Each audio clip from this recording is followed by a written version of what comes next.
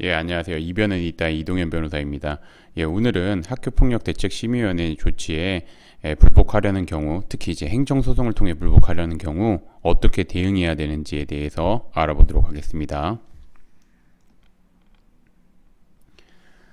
제가 이제 오늘의 주제를 선택하게 된 이유는 제가 최근에 이제 학교폭력 관련해 가지고 이제 교육을 간 적이 있는데 불복 절차에 대해서 대략적으로 알고는 있지만 실질적으로 어떻게 진행을 해야 되는지 구체적으로 모르는 경우가 대부분이어서 그 이와 관련돼 가지고 좀 설명을 드리고자 특히 이제 뭐 불복 절차에는 행정심판이랑 행정소송이 있는데 오늘은 행정소송에 대해서 어떻게 대응해야 되는지 그리고 어떻게 진행해야 되는지에 대해서 좀 설명을 드리고자 오늘의 주제를 선택해 보았습니다.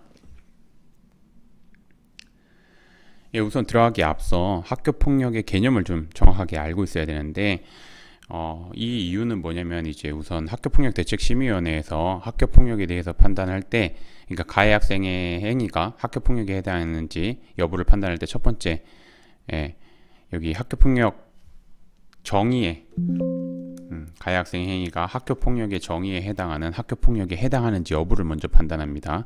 그래서 이제 이 학교 폭력의 정의가 생각보다 굉장히 중요한데 한번 알아보면 학교 폭력은 학교 내외에서 학생을 대상으로 발생한 상해, 폭행, 감금, 협박, 약취 유인, 명예훼손, 모욕, 공갈, 강요, 강제적 심부름 및 성폭력, 따돌림, 사이버 따돌림, 정보통신망을 이용한 음란, 폭력 정보 등에 의하여 피해 학생에 대해서 신체, 정신 또는 재산상 피해를 수반하는 행위를 말합니다.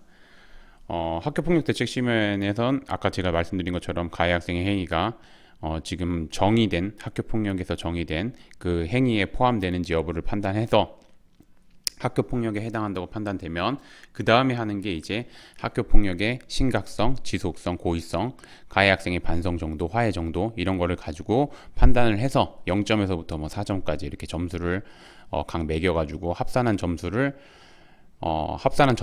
이제 뭐 피해 학생에 대한 서면 사과 아니면은 뭐 학교에서 사회봉사, 뭐 전학, 학급 교체 전학, 뭐 퇴학 이런 식으로 이제 조치가 내려지게 됩니다. 그렇게 간략하게 알고 있으시면 되고 그래서 이제 오늘의 주제인 학폭의 조치에 행정소송을 통해 불복하려고 하는 경우 어떻게 대응해야 되는지 한번 알아보도록 하겠습니다. 학교폭력대책심의위원회 조치에 불복하기 위해서 관련 학생은 가장 먼저 학교폭력대책심의위원회 회의록을 정보공개 청구하여 위원들이 조치를 낸 이유를 정확하게 파악해야 됩니다. 정확하게 파악한 뒤 이를 반박할 수 있는 자료를 확보하는 것과 함께 이제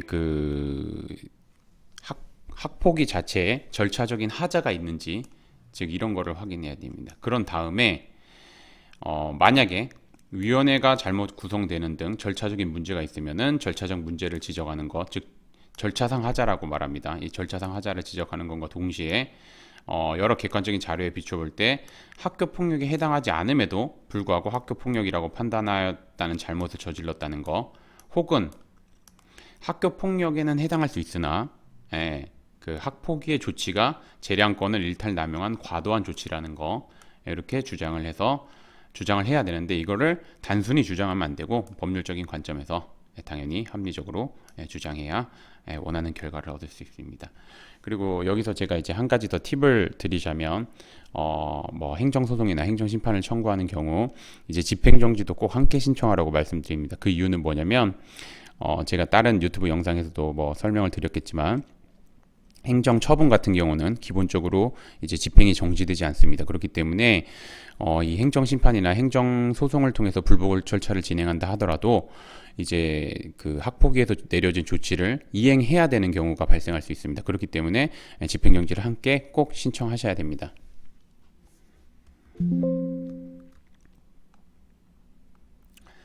그래서 뭐 제가 마무리하면서 간략하게 뭐 말씀드리고자 하는 거는 최근에 이제 학교 폭력이 끊이지 않고 있고 사회적으로 이슈가 되고 있어서 학교 폭력 대책 심의위원회의 경우 굉장히 학교 폭력에 해당하면 좀 엄중한 조치를 내리게 됩니다. 엄중한 조치를 내리기 때문에 그거에 대해서 이제 좀 적극적으로 대응해야 되고 그 다음에 이제 한 행위보다 지나치게 엄중한 조치가 내려지는 경우가 있는데 이 경우에는 말 그대로 불복 절차, 즉 행정심판이나 행정소송을 통해서 다툴 수 있으므로 이런 절차를 통해서 좀 억울한 면이 있거나 아니면은 좀 지나친 조치가 내려진 경우에는 반드시 다퉈야만 합니다. 왜냐하면 뭐 학부모님들이나 학생들도 잘 알고 있겠지만 3호 이하의 조치를 받는 경우 이렇게 생기부에 기재가 되지는 않으나 물론 이제 뭐 학폭이 여러 번 열려서 가지고 그런 경우에는 이제 3호 이하도 기재될 수 있는데